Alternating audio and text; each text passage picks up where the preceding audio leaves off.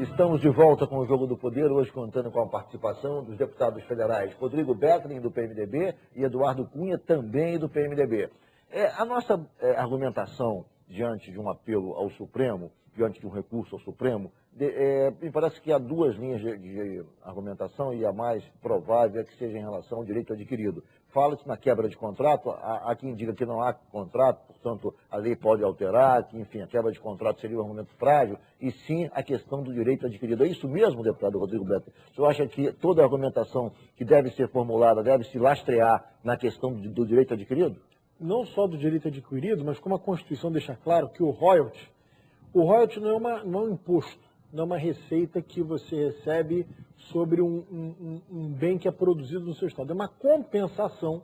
Como o petróleo é uma atividade extrativista que é extremamente impactante, não só ao meio ambiente, mas todos os outros fatores que nós já elencamos aqui, ele é uma compensação e a Constituinte deixa isso claro. Artigo 20, me parece. Eu não lembro o número exato, mas ele é uma compensação ao Estado, e ele deixa claro que, inclusive, os Estados confrontantes com o litoral confrontante. Ou seja, então, essa história de que o petróleo não está em terra, está em mar, alguns argumentos, isso é uma história completamente furada, porque a Constituição deixa isso claro. Então, esses estados... Não, e é curioso quando se fala isso, inclusive, porque não houve mudança na extração do petróleo em terra. E o subsolo também é da nação, quer dizer, na verdade, é do governo federal. O subsolo, teoricamente, se fosse for usar o mesmo critério, então também a produção de petróleo feita em terra deveria obedecer o mesmo critério. Sim. Porque o subsolo também não é dos estados. Eu vou mais longe. É da União? Eu acho que se o Supremo for interpretar a Constituinte ipsilitem, como está escrito lá, esses municípios não produtores não têm direito nem a royalty futuro, porque o royalty não é para cobrir buraco de orçamento de município e estado que perderam recursos por conta de desonerações fiscais que o governo federal fez. O royalty é para compensar estados e municípios produtores, assim como é o royalty do minério. Ora, quando veio essa discussão no Congresso novamente e votaram de forma acachapante contra o Rio e contra o Espírito Santo, eu fiz uma emenda assinada por diversos deputados da bancada, o deputado Eduardo Cunha e tantos outros, em que nós dizíamos o seguinte: olha, já que querem dividir os royalties do petróleo, vamos adotar o mesmo critério para dividir os royalties do minério. Em Minas Gerais. Bom, vamos dividir então pelo país inteiro também. Nós não conseguimos nem fazer uma votação nominal. Foi rejeitado por aclamação. Não foi nem para votação nominal. Qual é a explicação que pode se ter para essa de rebelião contra os direitos do Rio de Janeiro? O que está por trás disso? Primeiro começou um processo de ciúmes pela situação das Olimpíadas e pela situação da gente ter a final da Copa do Mundo, ser o principal sede da Copa do Mundo. Então, aquilo ali naquele momento começou essa discussão, várias notícias sobre um volume de concentração em poucos municípios, porque o que chamava mais atenção não era o volume de concentração que ficava no Estado, e sim a concentração em poucos municípios do Estado. Isso tinha uma grita muito grande. Isso tudo foi contaminando o debate, foi contaminando, aí virou irracional. Então virou um problema contra o Rio de Janeiro. Depois aconteceu debate, havia ciúmes até do relacionamento do governador com o ex-presidente Lula. Até isso era motivo de ciúmes. Os recursos que começaram a ser transferidos para o Rio de Janeiro por conta do Orçamento Geral da União. O Rio de Janeiro passou historicamente anos e anos e anos sendo o penúltimo ou último estado a receber recursos do Orçamento Geral da União, quando era o segundo que contribuía. E, no entanto, quando deram um pequenininho direito nosso, chamou a atenção pela grita. Essa discussão não deveria ser acompanhada da discussão que, por questão jurídica, deve se dar agora, da reformulação do Fundo de Participação dos Estados, porque isso o Supremo já votou que o critério atual é inconstitucional, e o Congresso está obrigado a redefinir isso. Quer dizer, mas não é o momento de se casar a discussão? Sim, mas só que, veja bem, nós contribuímos hoje com 14% do fundo que compõe o FPR, recebemos menos de 1,5%. O Rio também é massacrado nessa questão. Recebe 1/10 daquilo que ele contribui. Sim. Agora, veja bem, se a gente fosse hoje mudar essas regras do FPE e colocasse o inverso, cada um recebe na proporção que contribui, nós vamos quebrar o estado do Nordeste todo. Também não é isso que a gente quer.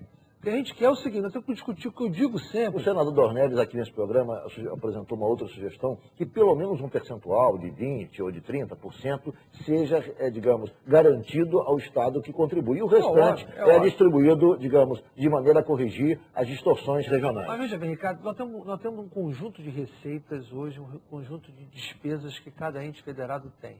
Qualquer coisa que você mexe ou discute, por mais justo que seja, cada mudança de repartição, significa que alguém vai perder receita.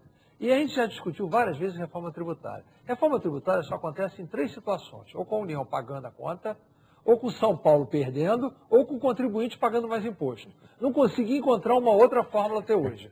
Então, é preciso que a União, para que não sobrecarregue o contribuinte, vá e abra mão de parte dos seus direitos. Por exemplo, o compartilhamento de contribuições. Você compartilha impostos, mas não compartilha contribuições. A União já chegou a admitir na proposta abrir mão disso, mas não abriu. E, consequentemente, ela tem um poder que a contribuição não tem que compartilhar com ninguém. Ela faz oneração do imposto que ela compartilha. No imposto que ela não compartilha, ela não faz. Fala que vai reduzir a conta de luz, mas ela não tirou o PIS, ela não tirou o COFINS da conta de luz. Então, são coisas que precisam ser debatidas. O conjunto da sociedade tem que saber qual é a obrigação de cada ente e qual a receita que garante a vida de cada ente em função dessas obrigações. Deputado Rodrigo Bertling, a presidente Dilma, nessa nova medida provisória que encaminhou ao Congresso para tratar da redistribuição dos royalties nos contratos futuros, fixou a questão da aplicação dos recursos em educação. Acha correto essa exigência?